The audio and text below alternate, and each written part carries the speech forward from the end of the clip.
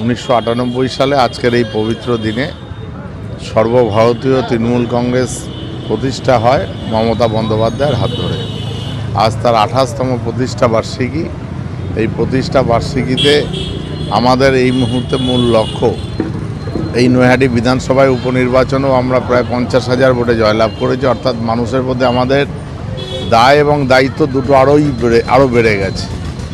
আমাদের এখন মূল লক্ষ্য 2026 সালের বিধানসভা নির্বাচনে মমতা বন্দ্যোপাধ্যায়কে চতুর্থবারের জন্য মুখ্যমন্ত্রী করা।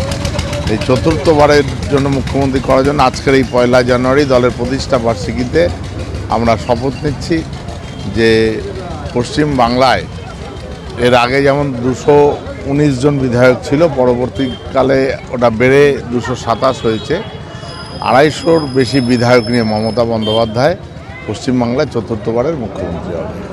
যেভাবে বাংলার উন্নয়নে মহিলাদের প্রতি প্রথম সারিতে মহিলাদেরকে নিয়ে এসছে, মহিলাদের উদ্দেশ্যে নবনির্বাচিত বিধায়ক হিসেবে কী বার্তা দেবেন আপনি?